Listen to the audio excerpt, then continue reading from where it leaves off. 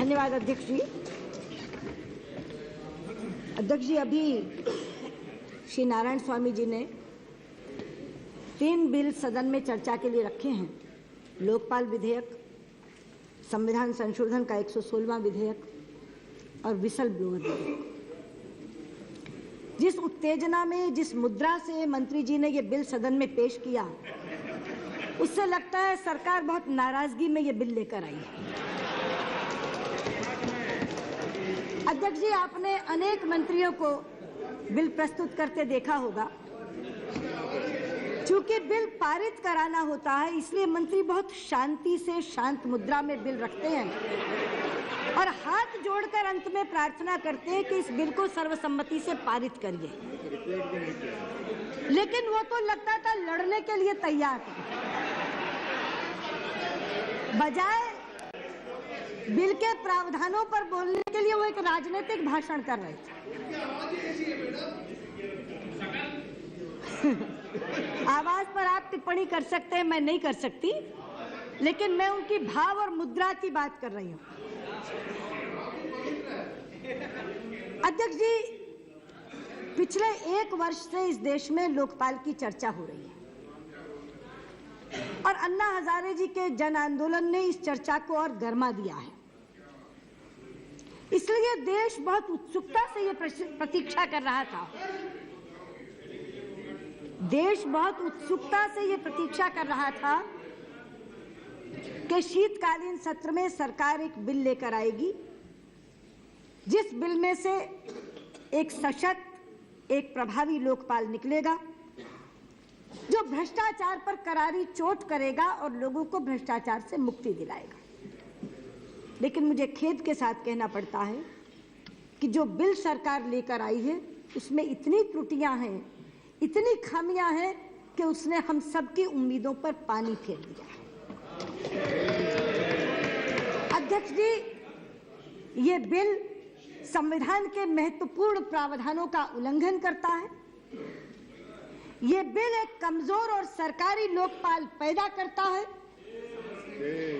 ये बिल अनेकानेक विकृतियों और विसंगतियों से भरा हुआ है और ये बिल इस सदन में बनी हुई सेंस ऑफ द हाउस की अनदेखी करता है। अध्यक्ष जी, जिस समय ये बिल पेश किया जा रहा था, आज नहीं, इंट्रोड्यूस किया जा रहा था, उस समय आप पीठासीन नहीं थी, मगर उस समय के पीठासीन सभापति से भी अनुमति लेकर मैंने इस बिल पर 2 संवैधानिक आपत्तियां उठाई थी। एक, जिसको आज अभी लालू जी ने कहा कि यह बिल संघीय ढांचे पर प्रहार करता है,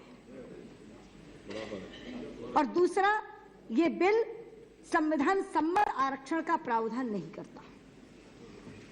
पेश किए जाते समय आप बहुत लंबी बात नहीं कह सकते, बहुत संक्षिप्त टिप्पणी करनी होती है, इसलिए मैंने संक्षेप में अपनी बात कही थी।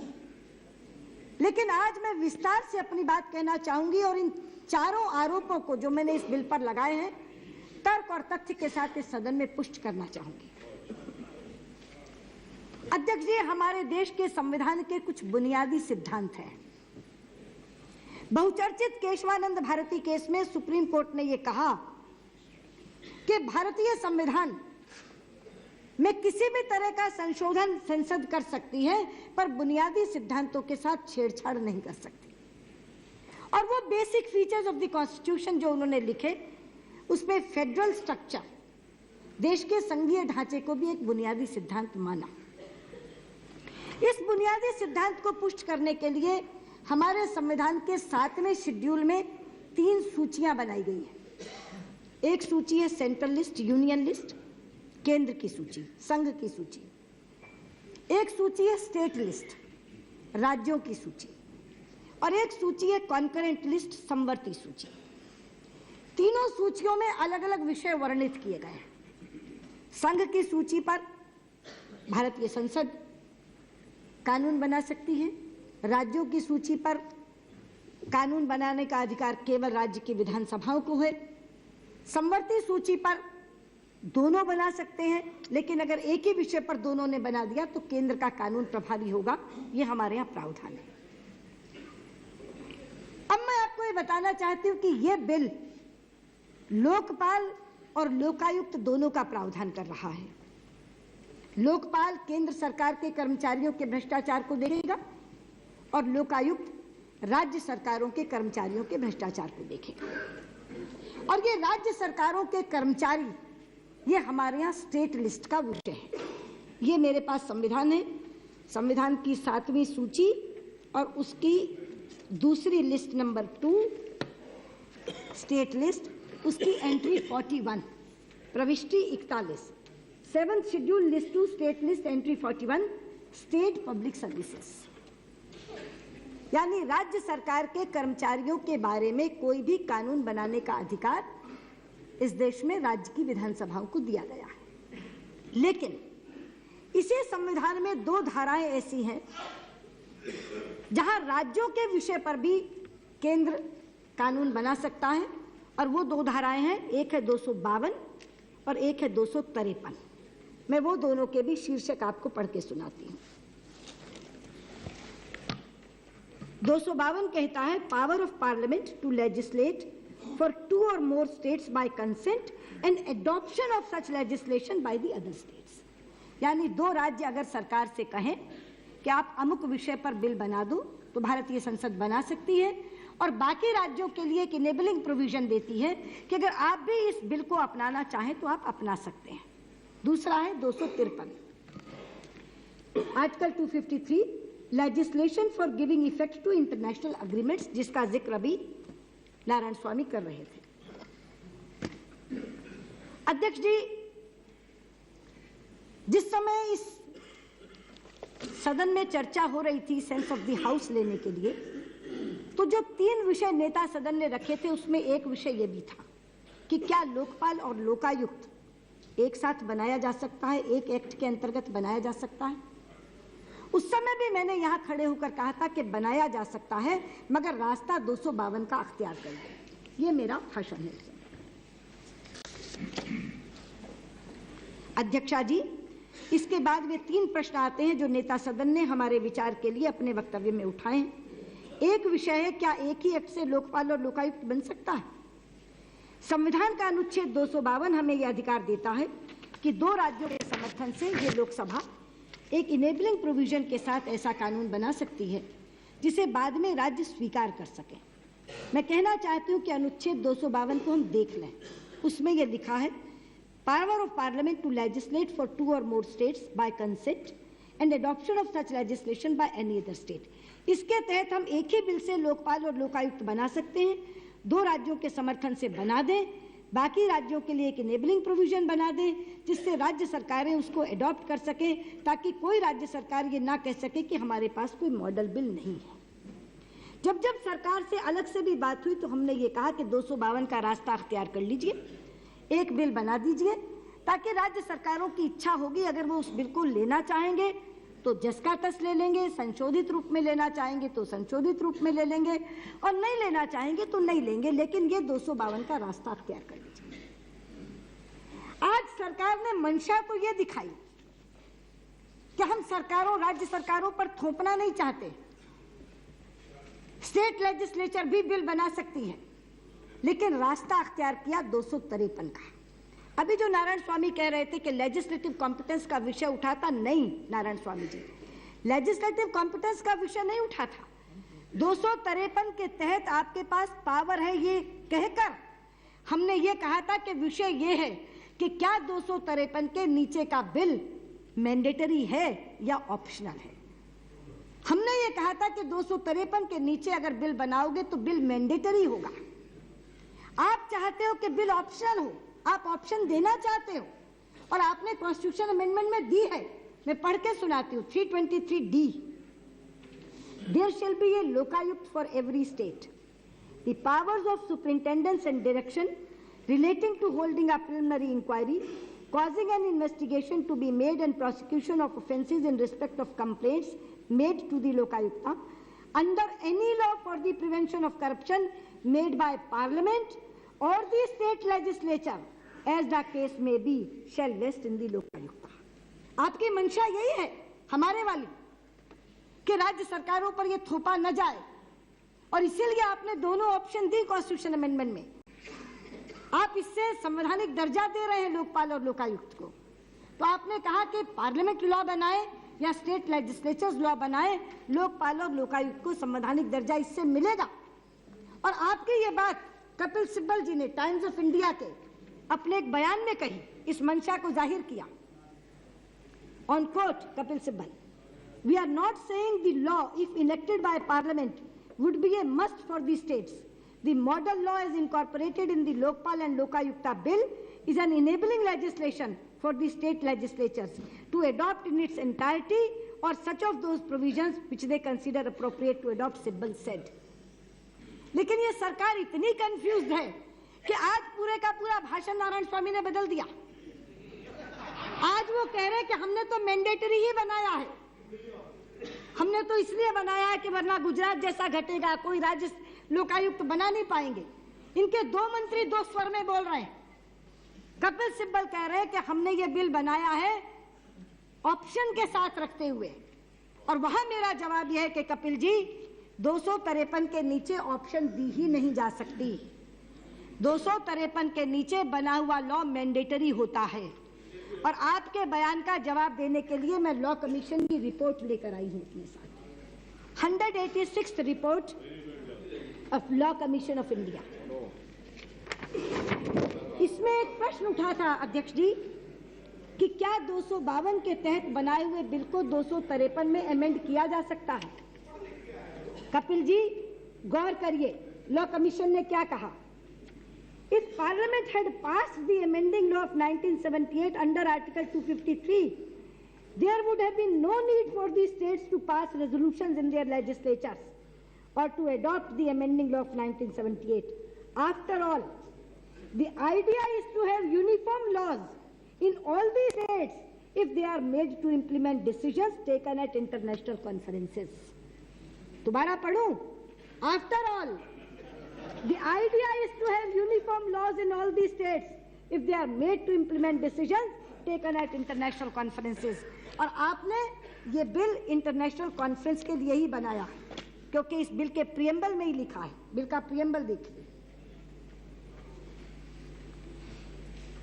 preamble of the bill, and whereas India has ratified the United Nations Convention Against Corruption, now therefore it is expedient to enact a law for more effective implementation of the said convention and to provide for prompt and fair investigation and prosecution in cases of corruption. ये आपके bill का source है।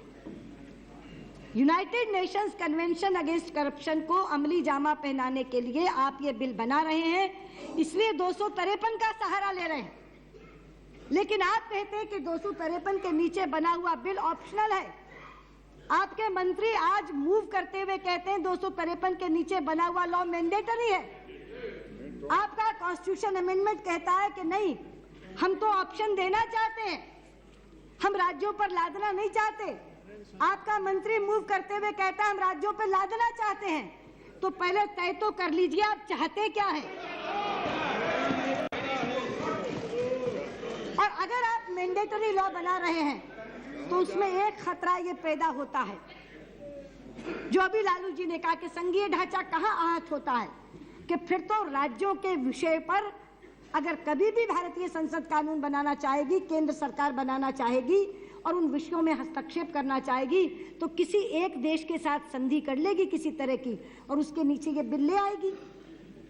इसलिए हम ये कहते हैं कि संघीय ढांचे पर प्रहार करता है। लेकिन पहले आप हमें बताइए कि आप मैंडेटरी लॉ लाए हैं या आप ऑप्शनल लॉ लाए हैं। प्रणवदा कहते हैं ऑप्शनल है, जहां लोकायुक्त है वो खत्म हो जाए, वो कहते हैं ऑप्शनल है। कपिल सिब्बल कहते हैं टाइम्स ऑफ इंडिया में ये ऑप्शनल है, ये इनेबलिंग प्रोविजन के साथ है।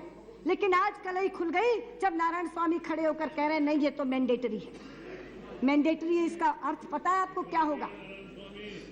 देश के 18 राज्यों में लोकायुक्त हैं, आपके बिल से कहीं ज्यादा बेहतर लोकायुक्त है। अभी अभी उत्तराखंड का एक बिल बना है, नायाब बिल, ऐसा बिल जो भ्रष्टाचार पर सीधे चोट देगा। कर्नाटक का बिल पुराना बना हुआ है, इतने अच्छे बिल बने हैं। आपका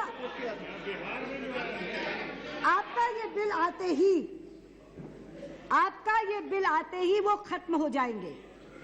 और कपिल जी, जिस धारा का आप हवाला दे रहे हैं 64(5) का, वो ट्रांजिशनल है। जरा पढ़ लीजिए उसको, वो ट्रांजिशनल है। जैसे अगर कोई इस्तीफा दे दे प्रधानमंत्री या कोई, तो राष्ट्रपति कहते हैं जब तक दूसरा ना आ जाए तब तक आप बने रहेंगे।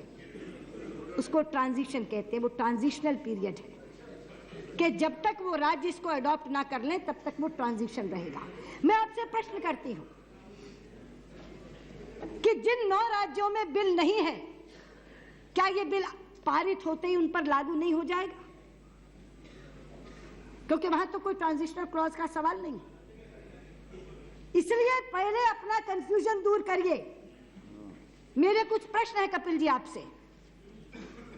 आप मानते हैं कि लोकायुक्त राज्य सरकार कर्मचारियों को देखेगा? मानते हैं? आप चेयर को आप ये भी मानते हैं सुषमा जी कि आपके माध्यम से मंत्री जी से पूछे, मैं आपके माध्यम से मंत्री जी से ये सवाल करना चाहती हूँ। क्वेश्चन आवर में कहते हैं ना, आपके माध्यम से मंत्री जी से पूछना चाहती हूँ, मगर इधर ही करिए। हाँ। तो मैं आपके माध्यम से मंत्री जी से जानना चाहती हूँ कि आप मानते हैं कि लोकायुक्त राज्य सरकार के कर्मचारियों के मामले देखेगा? आप मानते हैं कि राज्य सरकार के कर्मचारियों से जुड़ा विषय राज्य सूची का विषय है? आप मानते हैं कि राज्य सूची के विषय को केवल 2 धाराओं के अंतर्गत भारतीय संसद कानून बना सकती है, 252 और 253? आप मानते हैं कि 252 के लिए 2 राज्यों के प्रस्ताव चाहिए?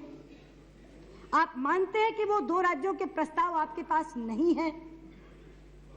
आप मानते हैं कि आपने ये बिल 253 में बनाया है?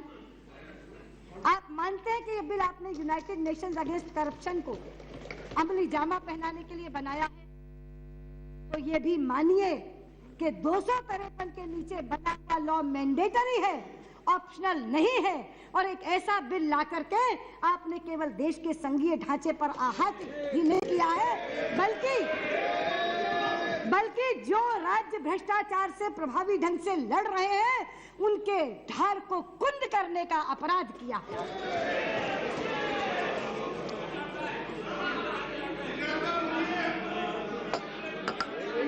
अध्यक्ष जी,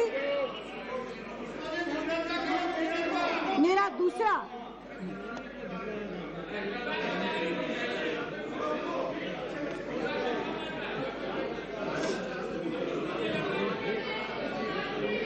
अध्यक्ष जी, मेरी दूसरी आपत्ति आरक्षण के प्रावधान को लेकर है। अध्यक्ष जी, हमारे यहाँ 1952 के इंदिरा साहनी केस से लेके 2010 के के कृष्णामूर्ति के केस तक सुप्रीम कोर्ट ने बार बार ये कहा कि आरक्षण की अपर लिमिट, अधिकतम सीमा 50% होगी। 50% शैल बी दी रूल। अपवाद अगर किया तो केवल नॉर्थ ईस्ट जैसे फार फ्लंग एरियाज के लिए किया। लेकिन अगर आप इस बिल का प्रोविजन देखें, धारा 3 का प्रोवाइजो, वो कहता है provided that not less than 50% of the members of the Lokpal shall be from amongst the persons belonging to the scheduled caste, scheduled tribes, other backward classes, minorities and women. Not less than का मतलब है न्यूनतम सीमा। जो supreme court ने अधिकतम सीमा निर्धारित की उसको ये बिल कहता है न्यूनतम सीमा, यानी 50% से कम तो होगा नहीं, 50% से ऊपर जितना हो सकता है। लोकपाल में 9 मेंबर है टोटल चेयरमैन के साथ। चेयरमैन के साथ मिलाकर 9 मेंबर्स हैं। एक चेयरमैन 8 मेंबर।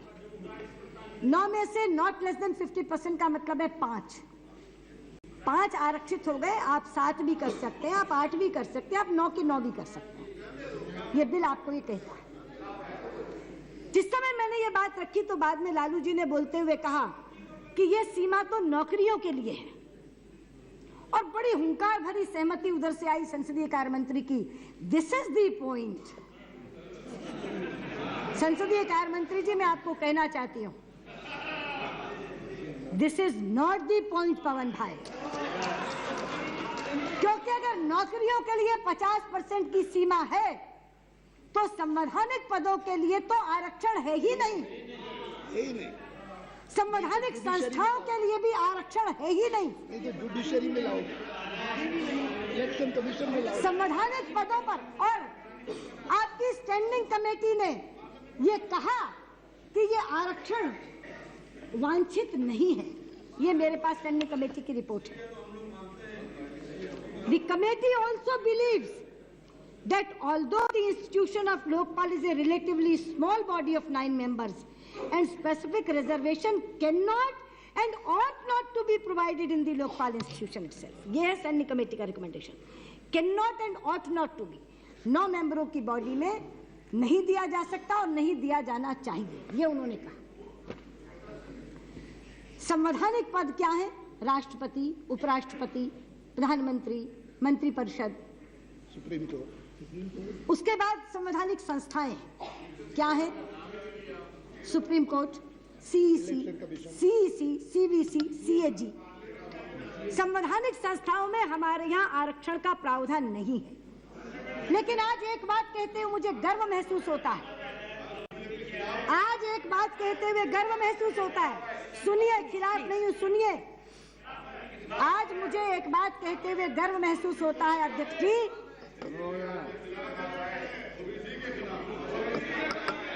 क्योंकि इन्होंने इस बिल में अध्यक्ष जी, इस बिल में इन्होंने केवल संवैधानिक संस्थाओं के लिए आरक्षण ही नहीं किया, केवल 50% की सीमा को नहीं बढ़ाया, ये धर्म आधारित आरक्षण भी लेकर आए। 50% की तो सीमा तय करता है संविधान, लेकिन मजहब पर आधारित आरक्षण की तो अनुमति ही नहीं देता संविधान, इजाजत ही नहीं देता। लेकिन एक बात कह दूं, मुझे बहुत गर्व है ये बात आज भारतीय संसद के मंच पर खड़े होकर कहते हुए कि आरक्षण के बिना भी माइनॉरिटीज के अनेकानेक महानुभावों ने इन संवैधानिक पदों को सुशोभित किया। अध्यक्ष जी, 12 राष्ट्रपति हुए हैं भारत में, 12, 4 माइनॉरिटीज से हुए। Doctor Zakir Hussain, doctor Fakhruddin Ali Ahmed, Giani Zail Singh, doctor A P J Abdul Kalam, और दोनों सरकारों ने लगा।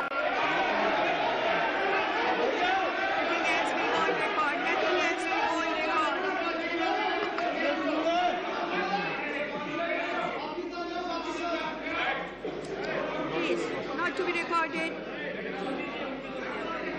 Please, not to be recorded. आप बोलिए, शांत रहिए, 12 शांत राष्ट्रपति में रहिए। से 4 राष्ट्रपति माइनॉरिटीज से हुए। नाम लिए मैंने, doctor Zakir Hussain, doctor Fakhruddin Ali Ahmed, Giani Zail Singh, doctor A P J Abdul Kalam. हमने भी लगाया, एनडीए सरकार ने भी और आपने भी लगाया, बिना किसी सरकार के। अध्यक्ष जी, उन्हें समझ मिलेगा जब उनका टाइम आए, वो बोल लें। मुझे अपनी बात कहने खड़े हो गए, बैठ जाइए। जिस पर भारत को गर्व है, मैं वो बात रख रही हूँ। बैठ जाइए। यस प्लीज, आप बोलिए, आप बैठ जाइए, आप बैठ जाइए।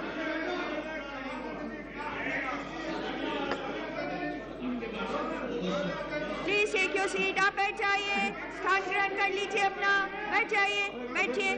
Nothing else will go in record. हाँ,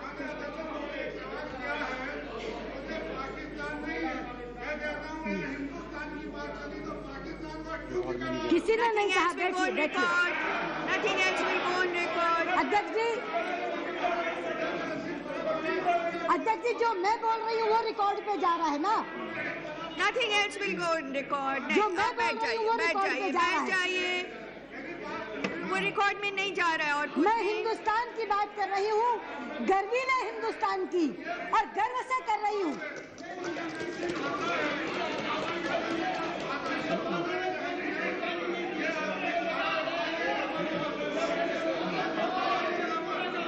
हिंदुस्तान को गर्व है अध्यक्ष जी कि 11 उपराष्ट्रपति हुए, उसमें से 3 माइनॉरिटी से हुए।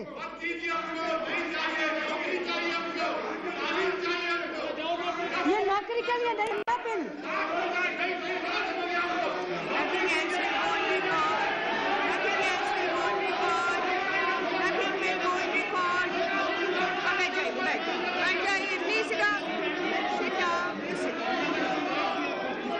ये बिल नौकरी के लिए नहीं आया ना, ये बिल नौकरी के लिए नहीं आया। आप बैठ जाइए, सादुद्दीन जी बैठ जाइए। आपने ना चाहने से नहीं होगा, देश ने दिया है। उत्तेजित क्यों हो रहे हैं? बैठिए। नहीं, इतने ज्यादा क्यों आप उत्तेजित हो जा रहे हैं? बैठ जाइए, बैठिए, बस हो गया। अध्यक्ष जी, गो इन रिकॉर्ड, प्लीज कंटिन्यू। इनके चाहने ना चाहने से क्या होता है? देश चाहता है, देश ने दिया है, हिंदुस्तान को गर्व है। 3 उपराष्ट्रपति हुए हैं माइनॉरिटी से, जाकिर हुसैन साहब, हिदायतुल्लाह साहब, हामिद अंसारी। एहसान नहीं किया, एहसान नहीं किया, तभी कह रही हूँ। प्रधानमंत्री, आज भी वर्तमान प्रधानमंत्री डॉक्टर मनमोहन सिंह माइनॉरिटी से हैं, पर इसलिए नहीं है कि माइनॉरिटीज के हैं, इसलिए है कि ये श्रेष्ठ हिंदुस्तानी है। अध्यक्ष जी, बैठ जाइए, शांत हो जाइए, हो जाइए। नहीं, न्यायपालिका पर आती हूँ। अध्यक्ष जी, खुश होना चाहिए, गर्व से सीना फूलना चाहिए, जो बात मैं कह रही हूँ और आप टोका टोकी कर रहे हैं। अध्यक्ष जी, न्यायपालिका में देखिए, सुप्रीम कोर्ट के सर्वोच्च न्यायालय के सर्वोच्च न्यायाधीश, chief justice of India, 5 chief justice of India minority से हुए हैं। Justice Hidayatullah, justice M.H. Beg, justice A.M. Ahmadi, justice Bharucha और जस्टिस कापड़िया। 5 अहमदी गिनाया मैंने, अहमदी गिनाया। और ये नहीं, यही मैंने कहा। और अध्यक्ष जी, अध्यक्ष जी, इतने गर्व की बात कह रही हूँ कि विदेश सुनेगा, अंतर्राष्ट्रीय जगत सुनेगा, भारत की प्रशंसा करेगा। आपसे ये भी समाया नहीं जाता। आप बैठ जाइए ना, बैठ जाइए, शांत हो जाइए, जरा से शांत हो जाइए। आप अच्छी बात जब आपकी टर्न आएगी तब आप बोलिएगा। अभी सुनिए, अच्छी बात आपकी भी टर्न आएगी। मैं कोई तथ्य गलत दे रही हूँ, कोई बात गलत कह रही हूँ तो आप टोकिए। अरे अंतर्राष्ट्रीय जगत के लोग सुन रहे होंगे, हिंदुस्तान की पीठ थपथपा रहे होंगे कि भारतीय संसद में ये कहा जा रहा है। अध्यक्ष जी, न्यायपालिका के बाद संवैधानिक संस्था पर आइए। भारत को विश्व का सबसे बड़ा लोकतंत्र कहा जाता है, biggest and the largest democracy of the world. आज हमारे निर्वाचन की पूरी प्रक्रिया का संचालन माइनॉरिटी का व्यक्ति कर रहा है, हमारा CEC, chief election commissioner Shri SY Qureshi. इसलिए नहीं चुना कि वो माइनॉरिटी है, इसलिए नहीं चुना कि वो माइनॉरिटी है, इसलिए चुना कि वो काबिल है, वो योग्य है, वो काबिल है, वो योग्य है। और संवैधानिक पदों पर इसलिए चुना कि वो श्रेष्ठ हिंदुस्तानी है। ये अच्छी बात भी सुनने में आपको बुरी लगती है। शांत हो जाइए, लेकिन क्या इतना शोर मचा रहे हैं? लेकिन आज जो हम कर रहे हैं, वो हिंदुस्तान के लिए सही नहीं होगा। मैं प्रधानमंत्री जी को याद दिलाना चाहती हूँ, हिंदुस्तान के बंटवारे का अंकुर धर्म आधारित आरक्षण में पड़ा था और अंततः देश टूट गया था। सबसे पहले reservation on the basis of religion आया था, वो बीज था बंटवारे का। आपने वो त्रासदी भोगी है।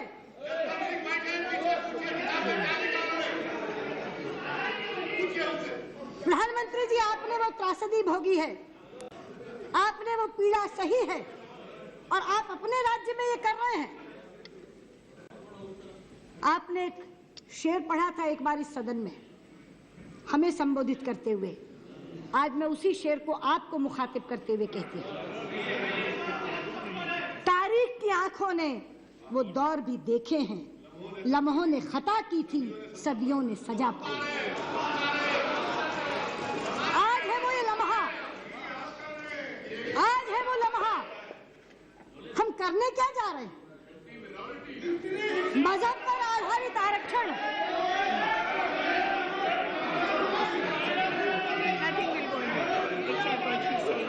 बैठ जाइए।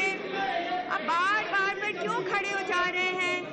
बार बार क्यों खड़े? मजहब पर आधारित आरक्षण इस देश में विभाजन का दूसरा बीज बोने का काम करेगा। मैं चेतावनी के साथ कहती हूं। लालू भाई, आप तो सरकार की चतुराई समझ ही नहीं पाए।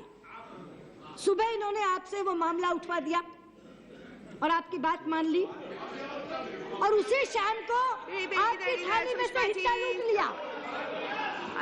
अध्यक्ष को संबोधित करिए। आप भी अब आपस में शुरू हो गया आप लोगों का। ये क्या हुआ? इधर बोलिए। हाँ तो इधर बोलिए, इधर बोल के बोलिए जो बोला। मैंने ये आरोप लगाया था, सही लगाया था कि आरएसएस बीजेपी के इशारे पर माइनॉरिटी सबको कांग्रेस से हटाया। इन्होंने हटाया था। अब आप बहाना बना रही हैं कमंडल वाले लोगों। उसके बाद क्या हुआ? आप बहाना बना रही हैं, बहाना बना रही है। इलेक्शन है, इलेक्शन है, इलेक्शन है और देश का बंटवारा आप चाहते हैं। आपने मेरी बात सुनी नहीं और खड़े हो गए। मैं आपसे कह रही हूँ, सरकार ने चतुराई करी आपके साथ। सुबह आपकी बात मान ली, शाम को आप ही की थाली में से हिस्सा बटा लिया और आपकी बोली बंद हो गई। ओबीसी रिजर्वेशन में से 4.5% जब माइनॉरिटी को दिया, अंदर अंदर तो आप उबल रहे हैं, मगर आप बोल नहीं सकते, आप विरोध नहीं कर सकते। शरद यादव करेंगे विरोध, शरद यादव विरोध करेंगे, आप विरोध नहीं कर सकते। अंदर अंदर आप उबल रहे हैं। क्यों नहीं विरोध कर सकते? क्योंकि आप ही के शब्दों में आपको जवाब दिया जाएगा। आपने कहा था धन और धरती बट के रहेगी अपना अपना छोड़ के, तो लोग कहेंगे अगर आप विरोध करोगे तो कि मुस्लिम को आरक्षण तो दो पर हमरा हमरा छोड़ के। इसलिए आप बोल नहीं पा रहे। हाँ, बोल नहीं पा रहे, रुक गया। सरकार दोनों तरफ से फायदे में रही, सरकार दोनों तरफ से फायदे में रही, दोनों तरफ से फायदे में रही सरकार, और आपका हिस्सा लूट लिया। लेकिन अध्यक्ष जी, मुझे उस दिन प्रणव दा का जवाब सुनकर हैरानी हुई। जब मैंने ये आपत्तियां उठाई, आप पीठासीन नहीं थी, उन्होंने कहा कि हम जुडिशरी का रोल अख्तियार क्यों करें, अपने आप अदालत को जो करना होगा कर लेगी। उनकी बात से ऐसे लगा जैसे ये बिल उनके लिए एक बला बन गया है और वो सिर से बला टालना चाहते हैं। बजट सेशन आ रहा है, वित्त मंत्री को काम बहुत होते हैं, उनको लगता है ये बिल पारित हो, जैसे मर्जी पारित हो, घटिया बढ़िया बेकार जैसा हो जाए कि एक बार कि हम बिल ले आए। लेकिन ये सही नहीं है, ये सोच भी सही नहीं है। देखकर मक्खी नहीं निगली जाती। कोई चीज वैसे गलत हो जाए और उसके गूढ़ तत्व में जाकर के सुप्रीम कोर्ट अल्ट्रा वायरस करार दे दे, ये तो हो सकता है।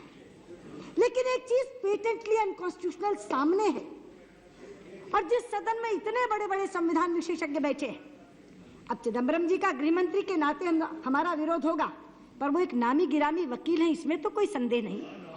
आई acknowledge him as an eminent lawyer. Kapil Sibal बैठे, होगा राजनीतिक विरोध हमारा, इनके बिल रुक जाते होंगे राज्यसभा में, लेकिन वो संविधान के विशेषज्ञ हैं, इसमें तो कोई दो राय नहीं है। सलमान खुर्शीद बैठे हैं, पवन बंसल बैठे हैं, और प्रणव दा चाहे लॉयर ना हो, लेकिन इतना अनुभव है उनका इस संसद का, इतने अनुभवी सांसद हैं। या अडवाणी जी बैठे हैं, 40 साल का जिनका राजनीतिक अनुभव है। और छोटी मोटी टूटी फूटी जानकारी तो मुझे भी है अध्यक्ष जी संविधान की। हम सबके रहते हुए एक पेटेंटली अनकॉन्स्टिट्यूशनल बिल यहां से पारित हो, ये हम कैसे सहेंगे?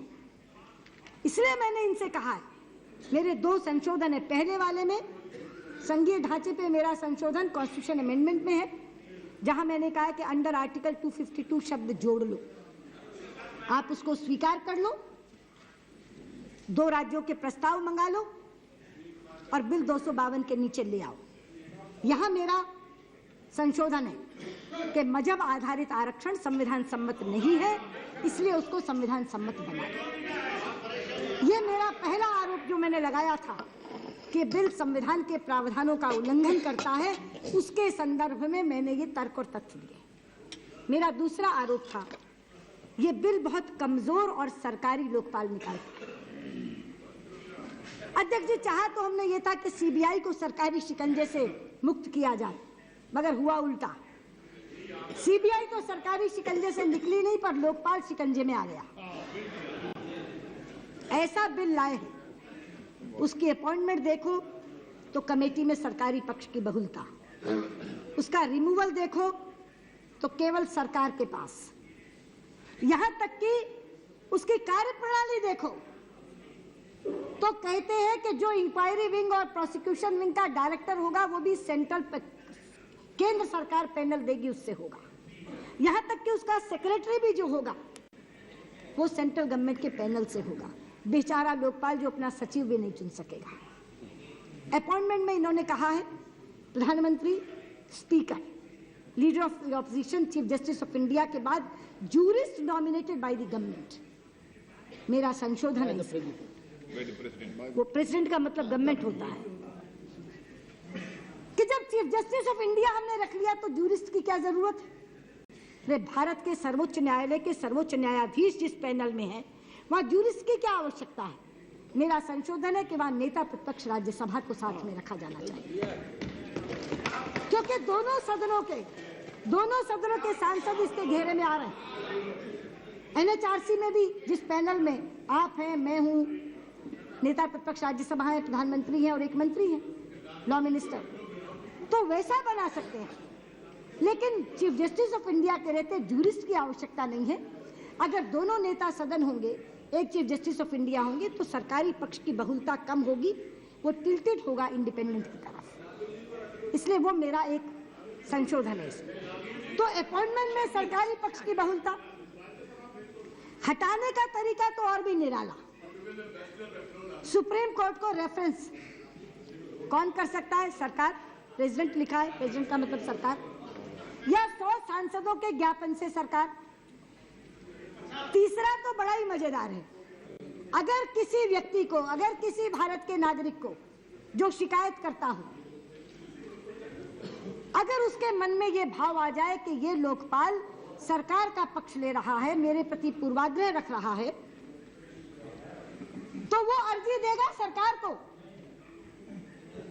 सरकार तय करेगी कि इसका रेफरेंस सुप्रीम कोर्ट को करना कि नहीं करना। वो कहते हैं ना कि तुम ही कातिल, तुम ही मुंसिफ, तुम ही जल्लाद भी हो। अकरबा किस पे करे खून का दावा, किस पर?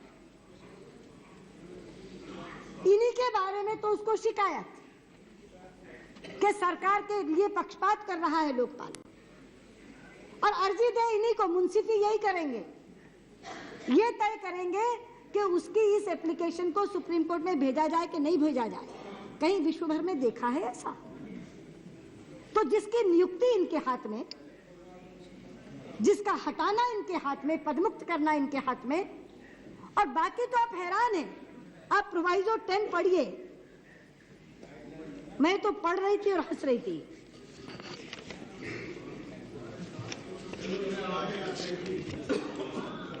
There shall be a secretary to the Lokpal in the rank of the Secretary of Government of India, who shall be appointed by the chairperson from a panel of names sent by the central government.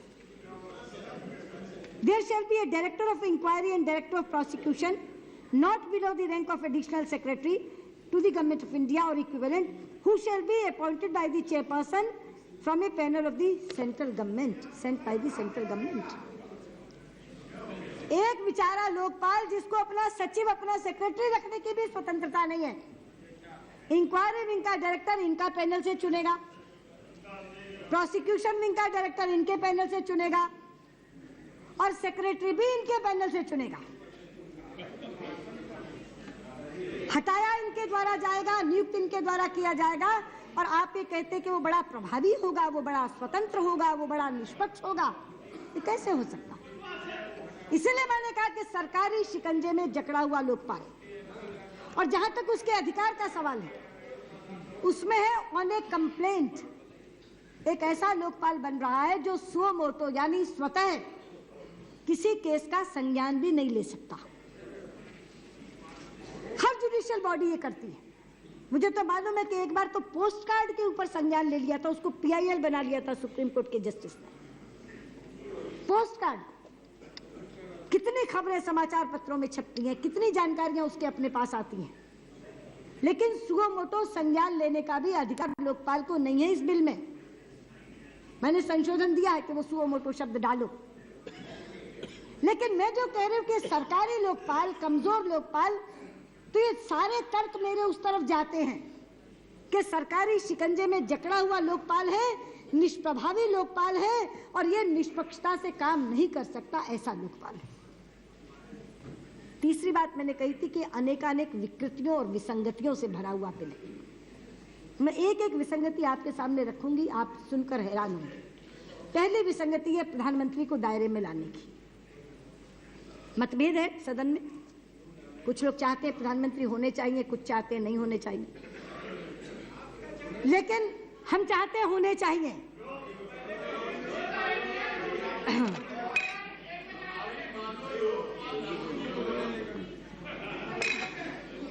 और ये बात आज नहीं कह रही हूं, जिस समय इस सदन में चर्चा हुई थी तब कह दी थी। लेकिन इन्होंने क्या कहा, प्रधानमंत्री को लाए तो हैं पर इतने कवच कुंडल पहना के लाए कि उन्हें कोई छू ही नहीं सके। क्या प्रावधान है? जो शिकायत आएगी उस पर पूरा बेंच, फुल बेंच लोकपाल का बैठेगा। 3/4 जज ये तय करे कि शिकायत पर कार्रवाई होनी चाहिए तो कार्रवाई होगी, वरना नहीं। ये 3/4 का कॉन्सेप्ट कहां से आया? 3/4 का कॉन्सेप्ट कहां से आया? अध्यक्ष जी, इवन इस देश में संविधान का संशोधन करने के लिए कुल सदन का 50% और उसका 2/3 चाहिए। कुल सदन का 50% होता है 273, उसका 2/3 होता है 182। अगर इस 543 में से 273 सदस्य उपस्थित होकर 182 लोग संविधान संशोधन के पक्ष में वोट कर दें तो संविधान संशोधित हो जाता है। और ये minimum number that is 50%. 275 of this house is required, not 182. 50% का है, 50%. आप भी 50% रख लीजिए। एक मिनट, आप भी 50% रख लीजिए, पर मैंने तो संशोधन दिया है 2/3 का। 2/3 का नहीं, ठीक है। I stand corrected. 182 members there. Pranavda, I stand corrected. That's all. I stand corrected, क्योंकि 50% ऑफ द टोटल अलग से जरूरत है और 2/3 of the present and voting अलग से जरूरत है, इसलिए आई स्टैंड करेक्टेड। लेकिन मैं ये कह रही हूँ कि 50% ही चाहिए ना संविधान के लिए। आप 50% रख लें, मगर मैंने तो 2/3 का संशोधन दिया। ये 3/4 कहां से? और उसके बाद प्रोसीडिंग्स कैमरा में होंगी और वो किसी RTI में या कहीं बाहर उजागर नहीं की जाएंगी। हम पारदर्शिता ला रहे हैं या पारदर्शिता समाप्त कर रहे हैं? आप क्यों PM को एम्बैरेस कर रहे हैं? अगर आपको नहीं लाना तो साहस से कह दीजिए। क्या हम उन लोगों का बात नहीं मानते जो लाना चाहते? कह दीजिए। लेकिन ये एक फार्स, ये एक दिखावा क्यों कर रहे हैं कि हम प्रधानमंत्री को ला भी रहे हैं, लेकिन 3/4 तो पहले चाहिए, बाद में कैमरा में प्रोसीडिंग होगी और कोई आगे बताएगा नहीं। क्या ये संभव है? हिंदुस्तान में कहते हैं 2 लोगों के बीच में बात हो तो बाहर निकलती है। 9 जज जिसे देखेंगे उन 9 जज के 9 असिस्टेंट उनके सामने प्रोसेस करके शिकायत रखेंगे। कोई एक स्टेनो उस ऑर्डर को लिखेगा भी, किसी ने विमत दिया, असहमति दी तो उसका स्टेनो भी लिखेगा। 20, 22, 25 लोगों के बीच में से जो चीज निकलेगी वो बाहर नहीं आएगी। और शिकायतकर्ता तो बताएगा। आप ऐसा कानून ला रहे हैं जिसकी अनुपालना कम होगी, अवहेलना ज्यादा होगी और अंदाजे लगेंगे, अटकलें लगेंगी, अफवाहें उड़ेंगी। कैबिनेट की बात नहीं छूटी। तो ऐसे अंदाज और आकलन वाली चीजें, अफवाहों की सरगर्मियां क्यों फैला रहे हैं आप पारदर्शिता से कहिए। आखिरकार competent authority house of the people को माना गया है प्रधानमंत्री के बारे में। यह सदन किसी बेबुनियाद शिकायत पर थोड़ी कार्रवाई की इजाजत दे देगा। प्रधानमंत्री दल के नहीं होते, प्रधानमंत्री देश के होते हैं। लेकिन आप ये कह रहे हैं क्या शिकायत है और क्या हमने आगे क्या उस पर हुआ ये बताएंगे ही नहीं। किस कारण से वो शिकायत खत्म की गई ये बताएंगे ही नहीं। अरे अब तो असांजी जैसे लोगों ने विकीलीक्स के खुलासे कर दिए। 20-20 साल पहली चीजें बाहर आ गई। जिन लोगों ने काला धन बाहर रखा था, सोचा था कभी नाम नहीं आएंगे, उनकी सूचियां लोगों ने चुरा दी। क्या ये चीजें बाहर नहीं आएंगी? एक ऐसा कानून हम बना रहे हैं जिसका इम्प्लीमेंटेशन नहीं होगा, बल्कि जिसकी अवहेलना होगी। पर प्राइम मिनिस्टर एम्बैरस जरूर होंगे। कहीं भी अंतर्राष्ट्रीय जगत में आएगा कि एक ऐसा लॉ अगेंस्ट करप्शन बना जिसमें प्रधानमंत्री की प्रोसीडिंग कैमरा में होगी, बाहर रिपोर्ट बताई नहीं जाएगी। लोग क्या कहेंगे? मैंने कहा था बड़ा विकृति से भरा बिल है। और एक दूसरी भी संगति बताती हूं जो आपकी पीठ से संबंधित है। इसमें एक धारा जोड़ी गई है 24। स्टैंडिंग कमेटी में कभी उस पर चर्चा नहीं हुई। मैंने अपने स्टैंडिंग कमेटी के सदस्यों से भी पूछा और स्वयं स्टैंडिंग कमेटी की रिपोर्ट भी पढ़ी। कहां से आई वो धारा मुझे नहीं मालूम। सांसदगण सुन लें उसको।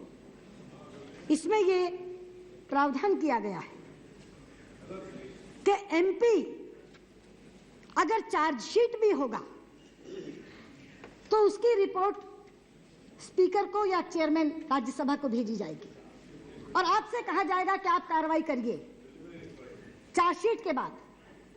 और अगर आप कार्रवाई नहीं करेंगी या करेंगी, उसकी रिपोर्ट आप लोकपाल को भेजेंगी और नहीं करेंगी तो कारण क्या है ये भी उसको लिखकर भेजेंगे।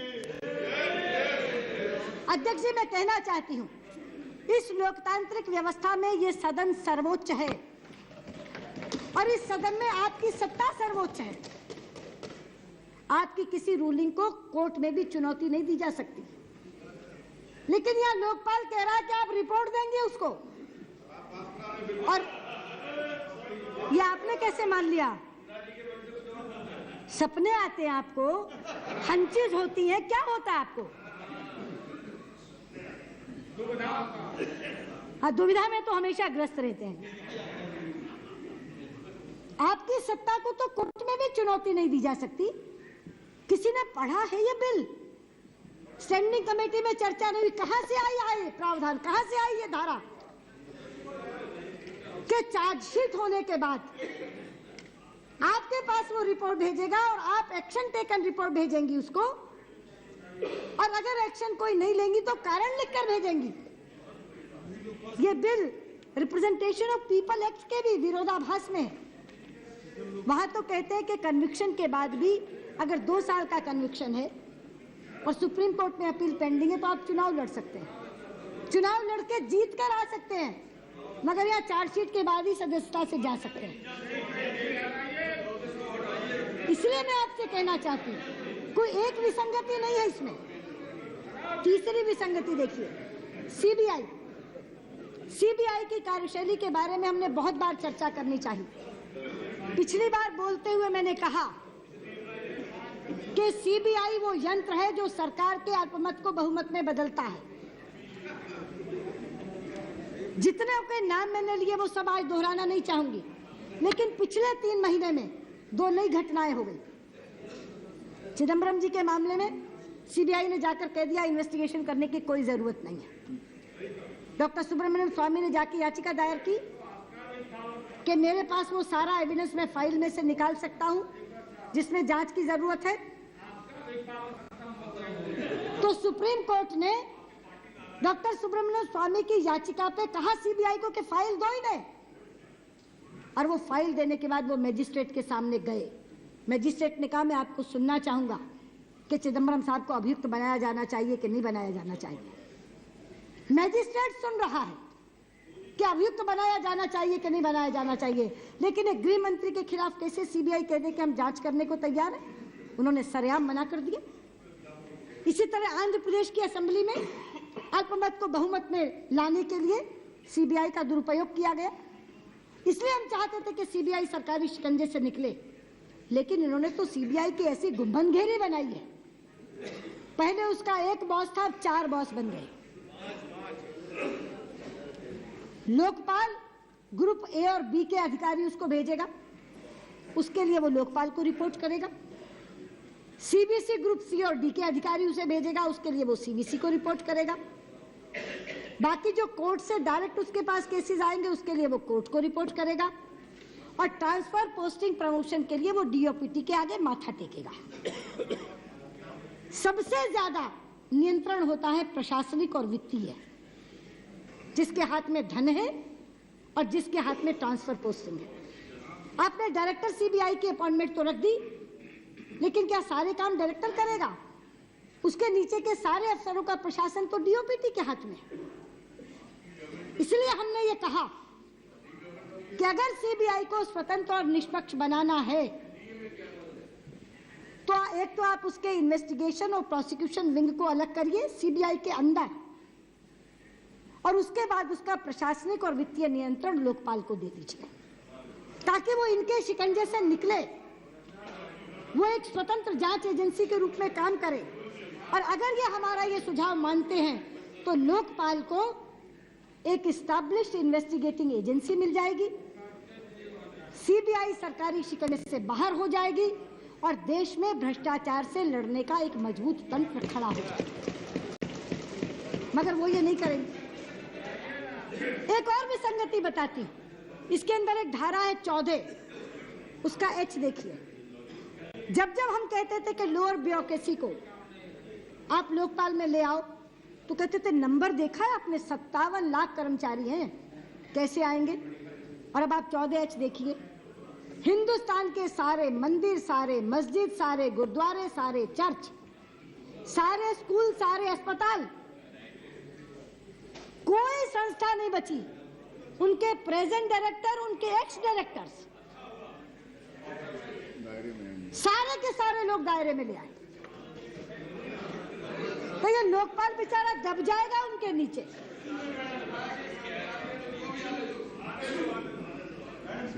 इतनी बड़ी विसंगति। Please sit down. Please sit down. Please sit down. You speak when it's your turn. इतनी बड़ी विसंगति उन सबको ले आए। 57 लाख तो ज्यादा लग रहे थे, और इसमें जो करोड़ों लोग आ जाएंगे उनको ला करके लोकपाल के नीचे इन्होंने रख दिया। इसी तरह से जो मैं कह रही थी कि सेंस ऑफ द हाउस की इन्होंने अवहेलना की। सेंस ऑफ द हाउस किन 3 चीजों के लिए थी? पहली थी लोअर ब्यूरोक्रेसी के लिए, लोकपाल और लोकायुक्त के लिए, सिटीजन चार्टर के लिए। लोकपाल और लोकायुक्त में तो कंफ्यूजन है, 253 के नीचे लाए हैं और कह रहे हैं ऑप्शनल है। लोअर ब्यूरोक्रेसी में ए एंड बी उधर डाल के सी एंड डी सीबीसी को दे दिया है, और सिटीजन चार्टर का बिल ही अलग लाए हैं, वो भी स्टैंडिंग कमेटी को गया है। जबकि उस दिन ये तय हुआ था कि सिटीजन चार्टर, विसल ब्लोअर वो इसका पार्ट बनेंगे, और वो स्टैंडिंग कमेटी से आएगा, उसके बाद वो इसका पार्ट बनेगा कि नहीं बनेगा। सिटीजन चार्टर में अपने आप में बहुत खामियां हैं, विसल ब्लोअर में अपने आप में बहुत खामियां हैं, इसीलिए हमने विसल ब्लोअर के लिए बिल्कुल अलग वक्ता रखे हैं, केवल उसी पर बोलेंगे। सिटीजन चार्टर जब यहाँ डिस्कस होगा तब हम उस पर बोलेंगे। लेकिन मैं कहना चाहती हूँ कि इस सरकार को ये पता नहीं है कि वो इस बिल में चाहती क्या है। एक तरफ लोकपाल इतना बेचारा है कि अपना सचिव भी नियुक्त नहीं कर सकता, दूसरी तरफ लोकपाल इतना ताकतवर है कि आपसे रिपोर्ट मांग रहा है।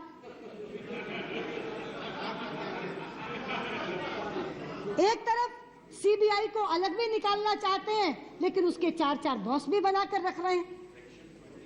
इसलिए मैं आपसे कहना चाहती हूँ, ये मजबूरी में लाया गया बिल है, और मजबूरी वित्त मंत्री की एक तो ये है कि इनको बजट बनाना है, इनके पास समय नहीं है, और दूसरा इनको ये है कि किसी भी तरीके से ये जो एक जन आंदोलन चला है, इसको हम ये कह सके कि हम एक बिल ले आए।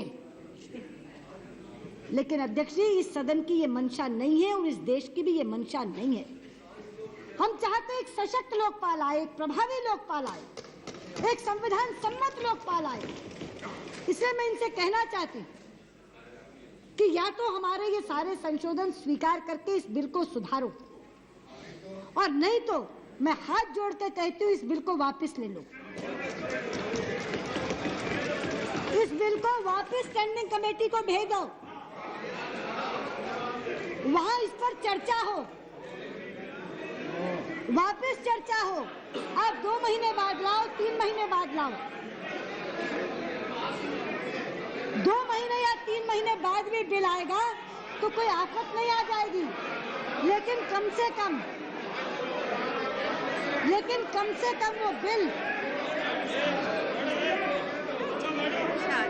लेकिन कम से कम वो बिल, बैठिए, nothing else will go in record. नहीं, बैठिए। लेकिन कम से कम वो बिल देश,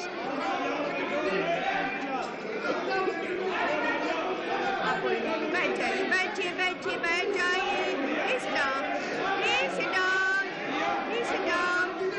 बैठ जाइए। हाँ, हमने चाहा था कि बिल शीतकालीन सत्र में आए, उस दिन सेंस ऑफ द हाउस में भी चाहा था, बाद में भी चाहा था, मगर ऐसा बिल लाए ये तो नहीं चाहा था। ऐसा बिल आए जो वर्तमान सिस्टम को भी ध्वस्त कर दे। जो आज तंत्र खड़ा है ये तो उसका भी विनाश कर रहा है, ये तो उसको भी ध्वस्त कर रहा है। इसलिए हमें ध्वस्त करने वाला बिल नहीं चाहिए, हमें देश में एक प्रभावी और सशक्त लोकपाल जो भ्रष्टाचार पर करारी चोट करे वो बिल चाहिए। आप 2 महीने और लगा लो, वापस स्टैंडिंग कमेटी के पास ले जाओ, लेकिन एक ऐसा बिल लेकर आओ जो देश की आशाओं को पूरा कर सके, जो हमारी उम्मीदों पर खरा उतरे। बहुत बहुत धन्यवाद।